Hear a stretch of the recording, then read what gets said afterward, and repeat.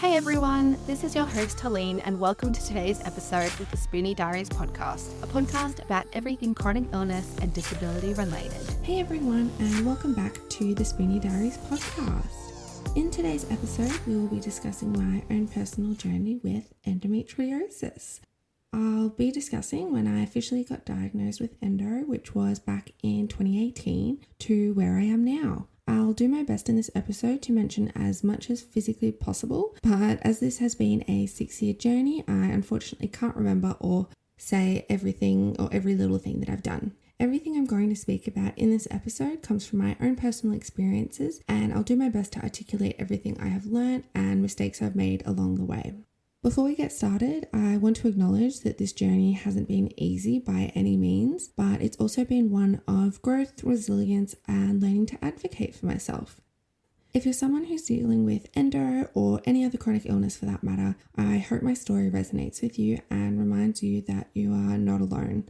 I want to also give a little bit of a trigger warning as well, as I will be discussing fertility, hospital visits, surgeries, and other sensitive topics in this episode. So if that's too much for you right now, please don't listen, and we will see you in the next episode. And please look after yourself. So for anyone that doesn't know what endometriosis is, I might give a quick little synopsis. So endometriosis is tissue similar to the lining of the uterus that grows outside of the uterus. This misplaced tissue can be found on the ovaries, fallopian tubes, the outer surface of the uterus, and it's actually been found in every single organ of the body. It's even been found in someone's eyes, brains, lungs, everything. Endometriosis is also one of the top 20 most painful conditions according to the NHS, and it's up there with having a heart attack, a stroke, all those sorts of things. So it's an incredibly painful disease, and it is a whole body disease. It's not just a bad period. It is so much more than that. On average, it also takes 7 to 10 years for someone to get a diagnosis after their symptoms start, which is just insane. And endometriosis is also more common than diabetes and asthma, which is also just crazy to think about, where everybody knows about diabetes and asthma and there's still such little research for endometriosis.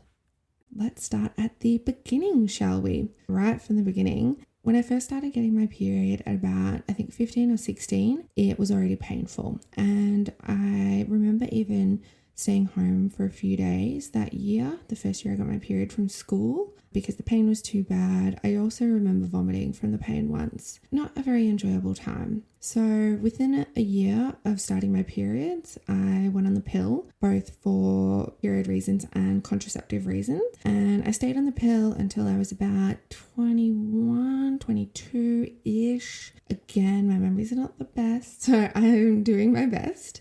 So whilst I was on the pill, I did still have symptoms of endo, but at the time I didn't know that. For as long as I can remember, sex has always been painful, and I always get this really deep stomach ache afterwards. I get it with sex, I get it with internal ultrasounds, I get it with pelvic exams, all those sorts of things, and it's just a really horrible, deep stomach ache, and it normally lasts for a couple hours or days, but this is definitely a sign that I maybe should have picked up on a bit more, but unfortunately, being a teenager, I just thought sex was painful. I just thought that's how it was. I genuinely thought people were lying when they said they enjoyed it because I didn't understand how or why. And this definitely has improved throughout the years, but looking back, period pain and just pain in general, it's not normal. And I really wish I did something a lot longer ago. So I was on the pill for about 6 years, I think, and didn't really have any other issues. My period was a lot more manageable. It came pretty regularly with the pill and was nowhere near as painful or as nauseous as it had been before that. And obviously it worked as a contraceptive as well. And then when I was about, let's say 22-ish, I came off the pill, and then for about 2 years after I came off the pill, every period just got worse and worse and worse. I was taking naproxenic, I was taking Panadol, but essentially if I hadn't taken naproxenic or Panadol on the first day of my period, I was going to spend about 3 days in bed.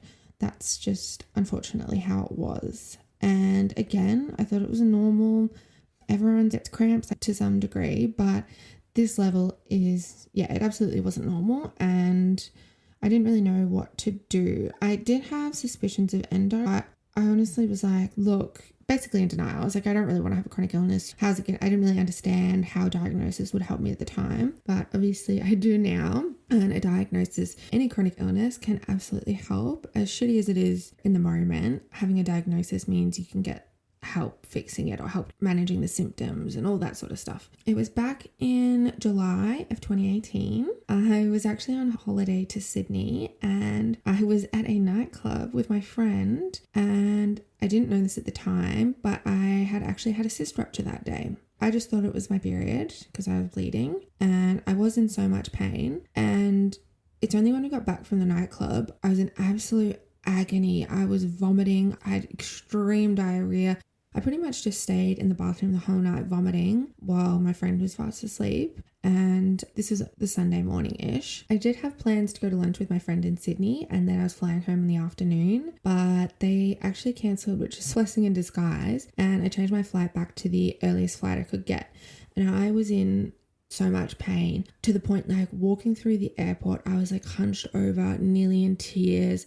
I actually had quite a few security people come up to me and ask me if I was okay because I obviously looked very unwell. It was honestly horrible. And so I got back to Melbourne. So I pretty much slept that whole day, that whole Sunday once I got back, and then went to ED that night because it wasn't getting better and it was just horrible. So I went to ED. They told me that essentially I wasn't sick enough. So they sent me to a 24-hour GP clinic. And so this is at 1 a.m. I went there. There was never a mention of a cyst rupture. They thought I had gastro, right? Gave me some antibiotics or gave me whatever, thinking that was the problem. After the cyst rupture, I pretty much was in pain every day. I don't know why, it just set off some sort of reaction that I was now just in pain every day. It wasn't just around my period, it was all the time. So I went to my GP and I said to her, and I was like, hey, I actually think I have endometriosis. I had done all the research, I have all the symptoms. It all actually made so much sense. And I was like, look, I think I have endo. Can we please investigate this? And she told me to my face, she was like, that's impossible. You don't have endo. Forget about it. She wasn't going to help me. And I was like, okay. And so I actually had 2 more ED visits. The first one, I went there. They again told me it was gastro, but I actually stayed at ED this time. So they told me it was gastro, go home, whatever. And then it was the second time I went to ED. I still in pain and all of this sort of stuff. And I said, hey, I actually think I have endo. Can we do something about it? Can we look into this? What's going on, sort of thing? And they very much took me seriously, thank God. And so I had a pelvic ultrasound that night, and other people might know this, but when they have the ultrasound probes inside you, they push down on your stomach to see if your organs move. And unfortunately, my uterus, fallopian tubes, ovaries, and bowel were all stuck together, the whole lot of it, and they could see that in the ultrasound. And I do want to reiterate, the vast majority of people cannot be diagnosed with endo via ultrasound because it doesn't show and it doesn't come up. Unfortunately, I am the very rare case where my endo was that bad that they were able to tell through an ultrasound, which was pretty scary and upsetting. So I ended up staying the night and got admitted, and a gynecologist came to see me and said, hey, yeah, you do actually have endo. We need to do surgery. So he sent me home that day with some pain meds, and within I think a month, I was scheduled for my first lap. I really didn't know enough about endo to know the difference between excision and ablation, to know I needed an endo specialist. I really had no idea, and I very much trusted the hospital system. If this is what they do, or if this is what's normal, yeah, we're going to go with it. And same with the doctor. There was no reason for me to think this wasn't the best thing for me at the time, because at the time, I obviously made the decision to have the surgery without doing enough research, which I think has really affected my long-term care of endo. And maybe if I just had a really amazing excision surgery as my first surgery, I wouldn't have all of these other complications and issues. In saying that though, every gynecologist I have seen has told me I'm one of the worst cases of endo that they've seen, which is not a nice thing to hear at all, but it very much does validate my feelings, my pain. I'm not being dramatic. I'm not causing a scene for no reason. It very much did validate my feelings. However, I do want to reiterate, the amount of pain you're in doesn't actually correlate to the amount of endo a person has inside of them. A person can have the tiniest bit of endo and be in debilitating pain, nausea, all that sort of stuff, and then other people can be riddled with endo and have little to no pain, and it might only be when they try and have a child or look through fertility issues that they then investigate further and find out, hey, they actually do have endo, and that might have been a contributing factor to their fertility issues. I had my first lap in August of 2018, which was 6 years ago this month. I only actually stayed overnight in the hospital for my first surgery. I was absolutely scared shitless. I just wanted to be at home. I wanted to be in my own bed. I didn't want to be in hospital. I was in so much pain. So the first surgery, they didn't give me a little baggie for the gas to go out. When you have a lap, they fill your stomach up with gas so that they can see all of your organs. And normally for a couple of days afterwards, you get really bad shoulder pain and back pain because the gas rises in your stomach. And it is quite uncomfortable. So normally a heat pack's enough to help. But I wanted to go home. I didn't care. Looking back, I absolutely should have stayed for probably 2 more nights. I could barely walk. I could barely function. But I just obviously wanted to go home. I then had a follow-up with that same surgeon maybe a month or 2 later and got all of my photos back, and yeah, everything was stuck together. I think it was like a 3-hour surgery, stage 4 endo. I've had stage 4 endo removed at every lap I've had. Lucky me. So yeah, I got the photos back, and then I think that's when it all started to feel a bit real. I did also have the Mirena put in my first surgery to help manage pain as well as contraceptive. And I've actually had the Mirena changed at every endo lap I've had. So the Mirena I've got now is about 2 years old. But I don't actually have a period with the Mirena. Sorry, I know I'm going off on a tangent, but I don't get periods with the Mirena, which I am so grateful for, as I am already in debilitating pain. So I can't imagine if I had a period on top of everything, how I'd be handling it. So I'm so grateful for the Mirena, honestly. I know it doesn't work for some people and it does for others. And I'm glad one thing has gone right for me, if I'm honest. So that's how I gained my diagnosis. For everyone else out there, normally the way to diagnose is through a lap. The issue being a lot of surgeons don't want to operate on young people. I'm sure everyone else has gotten this. You're too young to be sick. You're too young to be in hospital. You're too young to be in pain. And it's okay, I'm still in pain. How does that help me? How does you saying that help me out? All. So it was really confronting being diagnosed with endo, and I remember spending that week just so upset at home. I was just crying all the time. You know, it was really hard. Yeah, getting your first sort of chronic illness diagnosis. It was really scary and really hard. And I remember my dad calling me that week, checking in on me, and he could tell how upset I was because I was just crying all the time. I was just so upset. And he offered to get me a massage. He was like, go to the nearest endoda, get a facial, get a massage on me. And I still remember that, obviously. So I am so incredibly grateful for my dad and my family's support for the most part, because it really does make such a difference having a good support system around you. It really touched me that my dad had done that for me, because I really needed a good old massage and to just cry it out. Yeah, it has been quite challenging dealing with endo. I definitely think it's the worst of my diagnoses, unfortunately for me, and it's been one that I've had to live with for, about 15 years, even though I did get a good 6 years of relief. Unfortunately, for the past 6 years, it has completely taken over my life and changed my life forever in both positive and negative ways. So since my first endo surgery in 2018, my next surgery was actually in September of 2020. So I stayed with that first gynecologist for, about 2 years. And then in COVID, my pain was just getting worse and worse. And he told me, he was like, it can't go back that fast. You're not in pain because of your endometriosis. And so he actually put me on Zoladex, which is a breast cancer and prostate cancer drug. And I was on that for 9 months in 2020. So it's an injection once a month on your stomach. And it's this big ass needle. The needle is so big, you actually need an injection of local anesthetic for the needle, which says something. And essentially it forces you into medically induced menopause. So for about 9 months of 2020, I was in menopause. I had the hot flashes. I had to wear estrogen patches. It was really uncomfortable. But my previous gyno had said if you're pain-free on Zoladex, then it means endo's your issue. If you have pain on Zoladex, then your pain's coming from somewhere else. Looking back, I was in pain because I was riddled with endo. So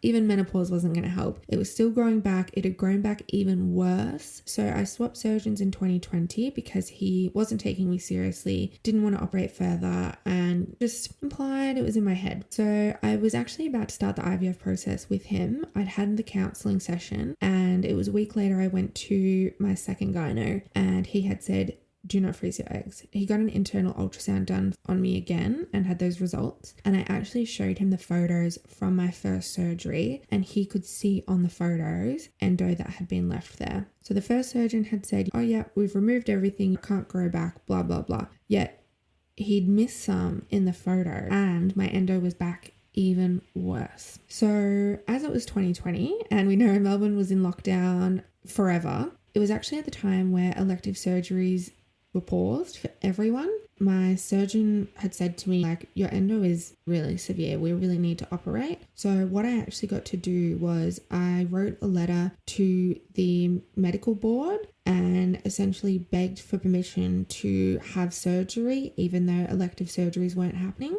And I wrote a 1 to 2 page letter, basically just saying how much pain I'm in, how debilitating this is. I really need this surgery. And I got approved, thankfully. I did have surgery during COVID, which was a very different experience from my first surgery. I wasn't allowed visitors.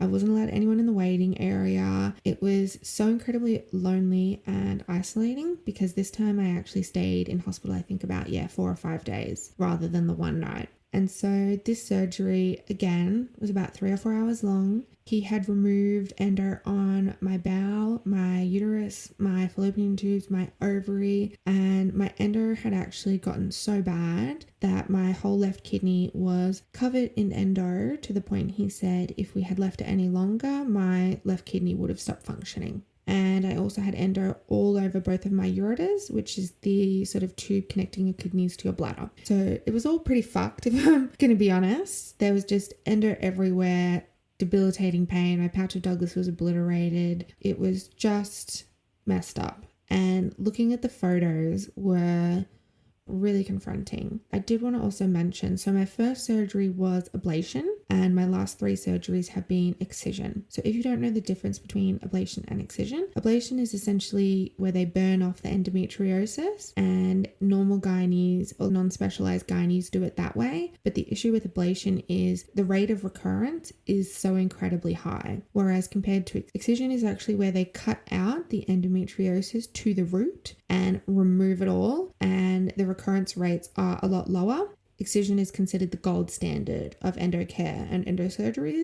That is, you need to seek out an excision specialist, a specialized gynae, not just a random general gynae. I did just want to pop that in there, and that's probably why it regrew so fast, was because they just burnt it off. They didn't actually fully get rid of it. And so that was my second surgery in 2020. My third surgery was actually in March of 2021. So it was only 6 months later, but because there was so much endo that he had to remove in the first surgery, he wanted to go back in again and make sure that we got everything. Thankfully we did, but again, it was another 4 or 5 nights stay in hospital.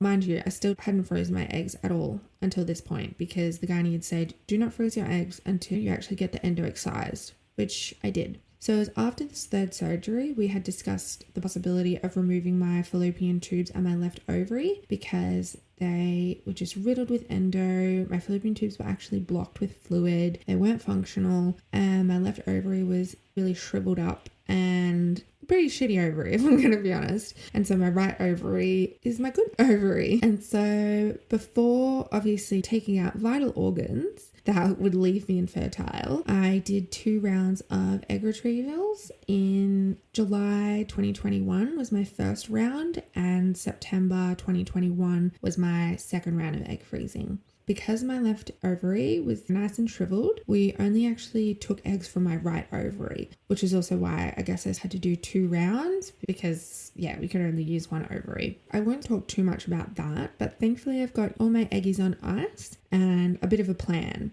because having your fallopian tubes removed means it's physically impossible for me to get pregnant naturally. I would be the Virgin Mary, right? Or whatever it is, because it's just physically impossible to get pregnant naturally without fallopian tube. That as well was a really hard thing to accept, and I still don't even feel like I've fully accepted the fact, knowing I'll never be able to just try for a baby. Our only option is going to do an embryo transfer and go through IVF, other than obviously surrogacy and adoption. But in terms of me myself getting pregnant, it has been quite a hard thing to accept, but I honestly was just in so much pain. I was willing to try anything and everything to help my pain. And so it was then in March of 2022, I had my fourth endo lap, which has been my last one. And in that surgery, we did remove my fallopian tubes and left ovary. Again, I spent about 4 or 5 days in hospital. That surgery again was stage 4 endo, one of the worst I've seen.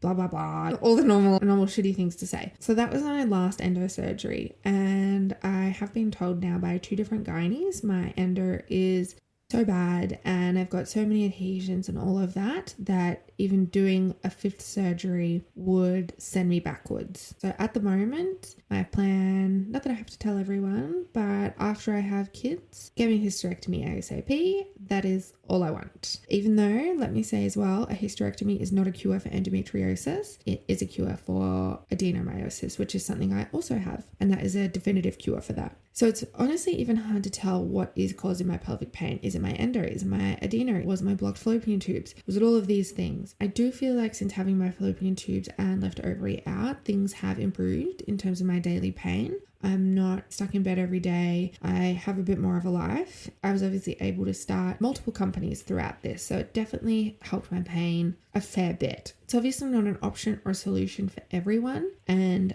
I of course know that I am in a very privileged position that I was able to afford egg freezing, but I needed a backup plan. There was no way I was going to have my ovary and fallopian tubes removed without having that plan. I'm actually an IVF baby myself, so I obviously believe in IVF very much, otherwise I wouldn't be sitting here recording with you and talking to you. I have a lot of faith, and in the future when I hope to go down that path, I can just hope that it will work out. Those have been the 4 endo surgeries, or specifically endo surgeries that I've had. I have had more surgeries for other things, but those are my specific laps to treat endo. I know I touched on this before, but I have tried 1,000,001 things to actually help with my pain. Some being through my gynae, some being through my pain specialist, some being holistic and natural, pelvic physio, like a whole bunch of things. Obviously trying Zoladex in 2020 was pretty shitty. So you're only actually allowed to go on Zoladex for normally 6 months because it can cause bone density issues. And I did actually have to have a bone scan a few times whilst on Zoladex so they could monitor my bone density. But thankfully for me at the time, I was going to the gym and exercising regularly, even in COVID. So that actually did help my bone density. Thankfully, it hasn't really caused any long-term issues from that. Also through my pain specialist, I've actually had 3 ketamine infusions throughout the years. I've had nerve blocks, and these nerve blocks are called hypogastric plexus and ganglion impars, and it's basically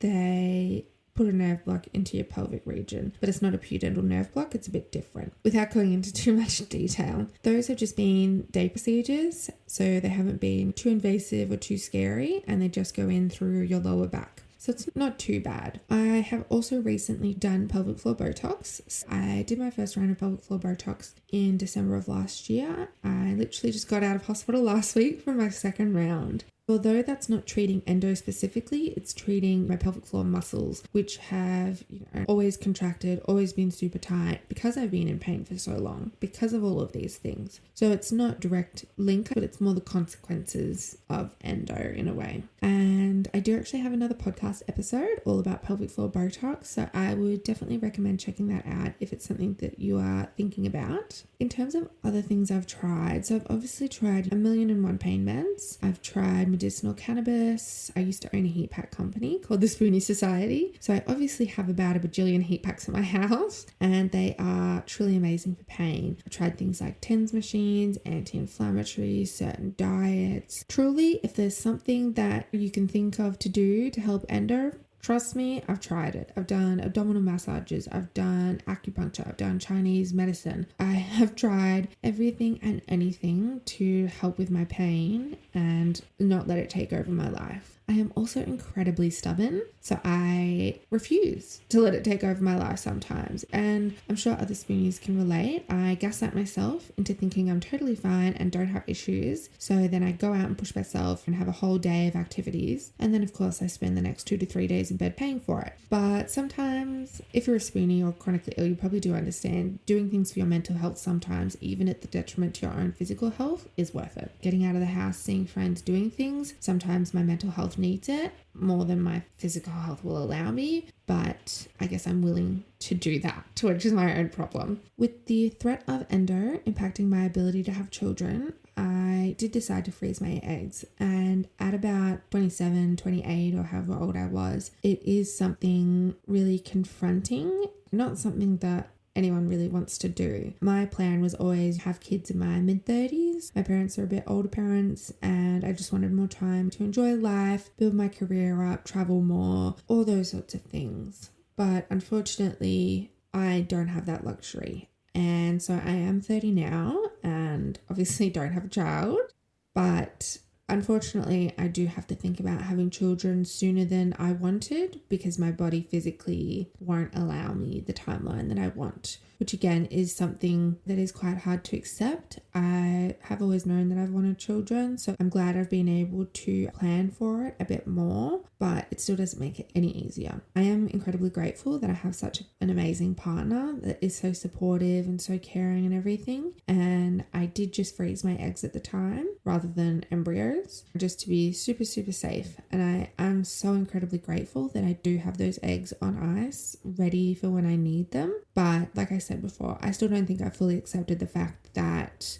I don't get to try. Like, it's not going to be a romantic and maybe joyous thing when our baby is conceived. I will be asleep when our baby is conceived and the embryo transferred into me. It definitely takes away some of the sparkle of pregnancy, I think, or the beginning stages, because we do have to do it very clinically, go to the IVF doctor, do all of that. And I have also been told to do an embryo transfer. I will need to do 3 months of Zoladex beforehand, again, just to help prep my body for the embryo transfer. I am also shit scared that I will have to come off pretty much all of my pain medication and not pain medication. I'm super grateful that I have those eggs ready for when I need them to help prepare my body and make sure that it is ready for a baby. But I am quite scared about how much pain I'll be in, my reflux, my ADHD, my mental health. I am quite terrified of how much pain I will be in pre-pregnancy and during pregnancy, because I also do still have a lot of adhesions and everything's a bit stuck together still. I don't anticipate for me to have even an amazing pregnancy in itself. I'm definitely trying to manage expectations. I don't want to think I'm going to have some magical 10 months pain-free, living my best life. Although that does happen to some people. I would absolutely love if that was me too. I still want to manage expectations. What can I do? I can have Panadol. I can have a heat pack, maybe a bath. What will I be able to do that will help relieve me when I am pregnant? Because 9 to 10 months is a long ass time to be in pain, essentially, I think. That is a sort of loose plan with that. So I am also speaking at an event this weekend for Endo Articles, which is an amazing endometriosis charity. And I'm speaking on the panel as a patient advocate, and the whole lunch is regarding egg freezing. So there will also be a fertility doctor, but I will be speaking as a patient advocate and speaking as someone who essentially had to freeze their eggs because of my endo. If I didn't have endo, I wouldn't have frozen my eggs. Maybe if I was starting to get to my early 30s and didn't have a partner or just wanted that extra security blanket. But unfortunately, because of my endo, that is directly why I had to freeze my eggs, and obviously losing those organs that I touched on before. I still think freezing my eggs and removing my ovary and fallopian tubes was the right decision for me in terms of my pain and all of that. But it has also meant coming to terms with how much endo has changed my life and has changed my body and has changed my plans. It's really shitty. No one wants to be sick. No one wants these things. Endo is actually one of the top 20 most painful conditions in the world that anyone can have, which is just baffling to me that there is no cure, there is not enough treatment. And I'm sure everyone listening can probably relate and feel my pain and frustration and anger. But for those people who are listening that maybe don't have endo, it's just ridiculous. And endo is a full body disease. It is not just a pelvic disease. It has been found in children. It's been found in men, straight men, trans people assigned female at birth. Truly, it has affected everyone. And it has been found in every organ in the body. It's just really incredibly scary. And knowing that will forever grow back the rest of my life, and this is something that I have to deal with, that's not an easy thing to know and come to terms with either. I don't get to have a regular 9 to 5 anymore. Unfortunately, I don't have that luxury due to my pain. For people that do know my old business, the Spoonie Society, that's why we started it. So we could work and be sick. We could do things in our own time, work when we wanted to, make more money than I would working part-time anywhere else, all those sorts of things. And unfortunately, my health has also been the reason that we had to close that business, which has been even harder to accept. Starting a business, setting it up for your chronic health, and then having to close it because of your chronic health is pretty upsetting and still something that I haven't come to terms with probably fully. Thank God I have a therapist, and a very good one. But that's also one of the reasons I started this podcast. Hoping everyone is listening to this podcast and knowing that there's others out there that deal with the same sort of thing. I know endo is definitely getting spoken about a lot more in the media. A lot more celebrities or people are sharing their endo journey.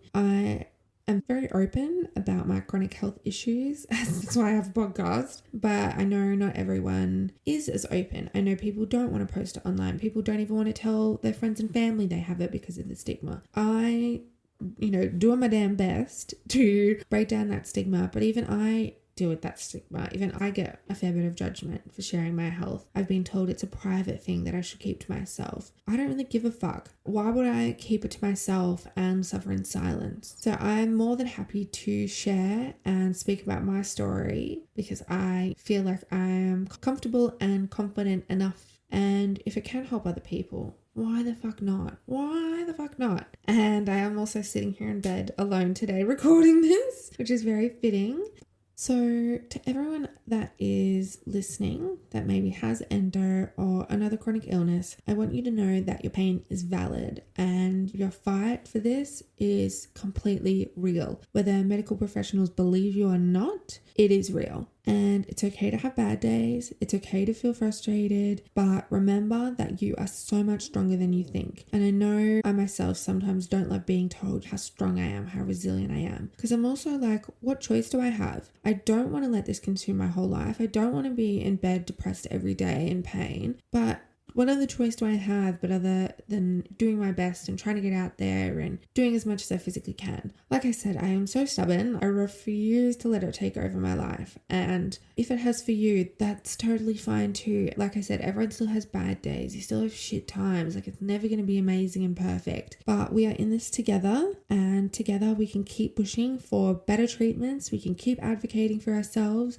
We can keep driving awareness, and I hope for a future where endo has a cure or has more symptom management resources.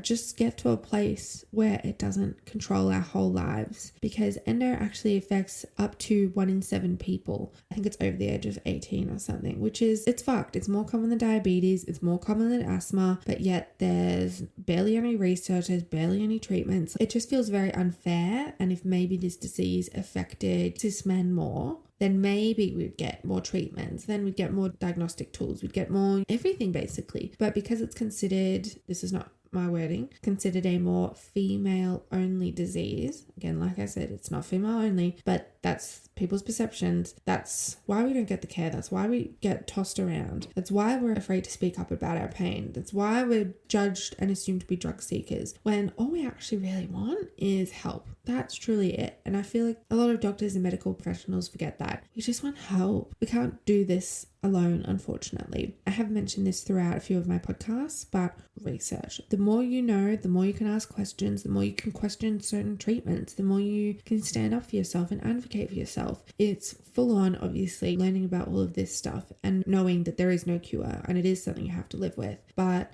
having the knowledge and power to advocate and fight for yourself is truly worth it.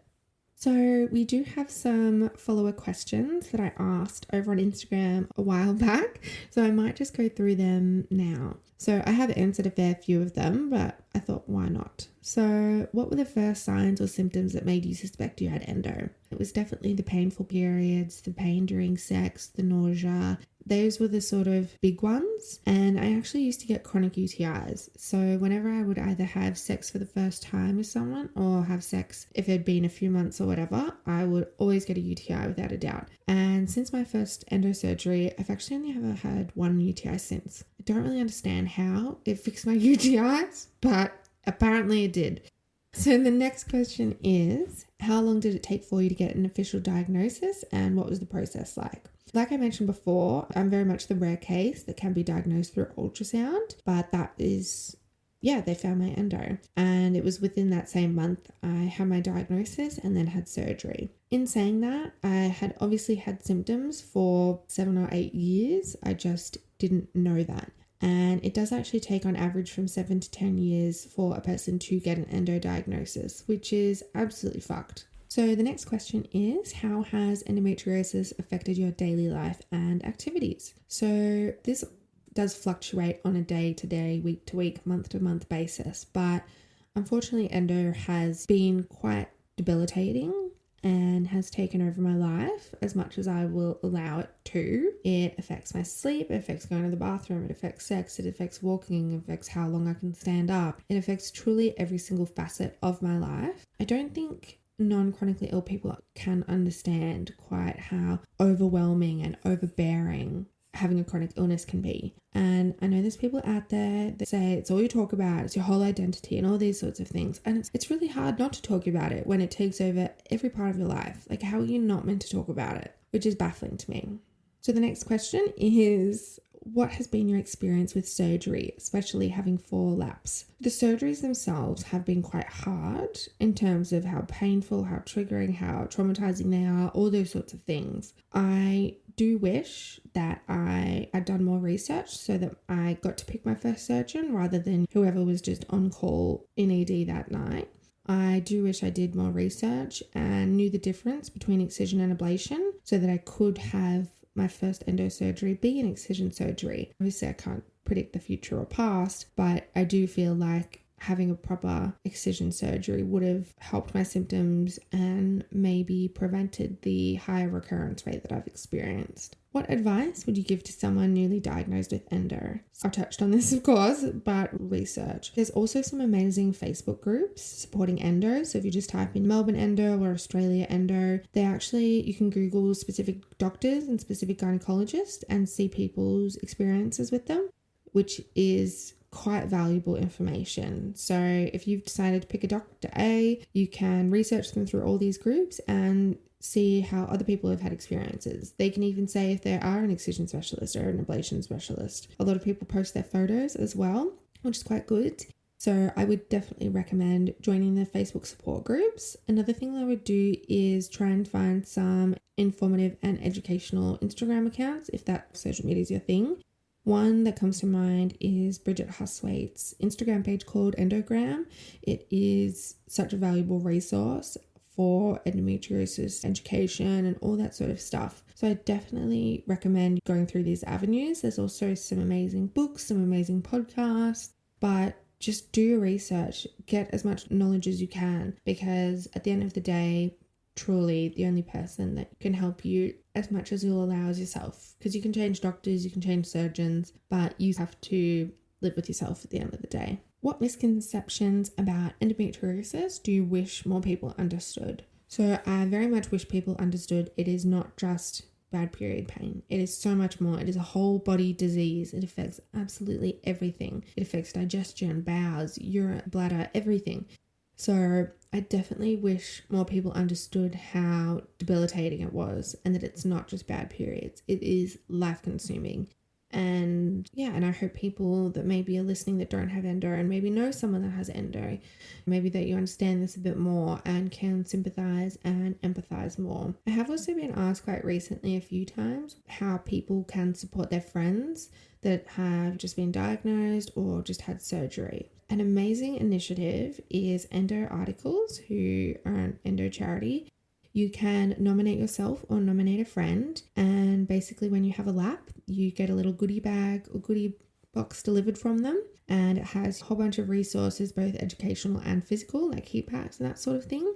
And if you're about to have your first surgery or your 10th surgery, I would absolutely recommend doing this, because hospitals really don't give you any information. They don't give you any resources. You very much have to learn yourself, research yourself, do it all yourself. They don't give you like a guide or anything like that. There's barely even a conversation on what it is. So I would definitely recommend doing that as well, getting a little goodie bag. But my main piece of advice as well is just asking your friend, what sort of support do they need? Do they need food made? Do they need you to go and pick up the medications? Do you need to do grocery shopping for them? I know it sounds a bit silly, but just asking them, hey, what do you need help with? How can I help? That, I think, would help anyone and made them feel a lot more supported, whether they do want your help or not. Even just asking, I think, can be quite touching. I've also been asked a fair few times as well, how do I advocate for myself and how I go about that. I like to think that I obviously have my weak points, but for the most part, I like to think that I am quite good at articulating and advocating for what I need in a medical setting. But sometimes normally when I go to like gyno or a first appointment or like an appointment with a specialist, I always try and bring someone along with me, because normally there's a lot of information. You're not going to remember it all. So having a second person there to remember everything is really valuable. I also recommend writing a list down, writing it on your phone. So you can even write a list of symptoms, write a list of questions, write a list of things you need help with. For example, I need a new script of this. Have everything written down, because sometimes I honestly just go blank in these appointments. I forget. They'll be like, oh, do you have any questions? And I'm like, I've forgotten my own name thing, because it is a lot of information. So I always recommend writing it down on your phone, maybe even Googling, seeing if there are other questions or other things you can include. That, I think, is a great start. And in terms of specifically advocating, I know even just in terms of pain medication, people are scared to say, hey, I'm in pain, or hey, I need stronger medications. The medications I'm on aren't working, because we unfortunately are sometimes labeled as drug seekers. But that's not what it is. We just need help relieving our constant pain. I have been told by doctors, oh, you're on too many medications, just come off them all. What kind of fucking advice is that? I am very lucky that I have such an amazing pain specialist. I've been seeing her for nearly 6 years, and she has never questioned my pain. She's never made me feel less than. She's never interrogated me or accusing me of being dramatic. I've had GPs have done that, unfortunately. And do you really need this medication? Are you sure? Guilt made me feel guilty about it. Even though it was prescribed by my pain specialist, they would still make me feel guilty and question it. And I remember a specific GP in 2020 did that exact thing. They were like, why do you need these medications? Are you sure? And then I had my second endo surgery where I said I nearly lost a kidney. And it was after that I went back to her and she was like, I guess you did need those pain meds. And I was like, yeah, I fucking did. Best believe I changed GPs. Best believe it. And I'm so grateful now that I have such an amazing GP as well. I trust him. He trusts me. It is so great having such a good GP. And I think having those two people, it makes me feel more confident being able to advocate for myself. But in saying that, there has been other times where I've really struggled to advocate for myself. And so an example of that is when I had my bowel resection in Feb. Because of the nasogastric tube down my throat, I actually lost my voice and couldn't speak at all, which makes it very hard to advocate for yourself if you physically cannot speak. So what I did was, when my partner came in, I actually, this sounds stupid, but I either texted him things or wrote things down for him to ask for me to the nurses, because I literally couldn't speak. Like, it was fucked. Sorry, it was. So that's another idea, getting someone else to do it for you. If they are confident, if you are comfortable, do that. There's nothing wrong with that either. And honestly, having an extra person there, then probably not going to be as rude and judgy as if it's just you alone, which sounds shit. and is quite sad, but it's the unfortunate truth. And having someone validate, being like, no, she is in pain all the time, or no, she's in pain right now, whether I'm crying or not, having an extra person to help advocate for you, I think is also super important for times where, you don't feel up to it or don't feel strong enough. And another question has been, how have I been able to turn my endo into a positive and maintain a more positive outlook? I do like to think I, for the most part, am quite positive, but obviously, there are times where it gets me down and I'm upset and I cry. I love a good cry. Nothing wrong with that either. But I would say one thing that definitely really helped me was starting my previous business and starting this podcast. It really gives me a sense of fulfillment and helping others. It makes me feel a lot more happy and content with my life, helping others, whether that is through HIPAS, whether that is through a podcast.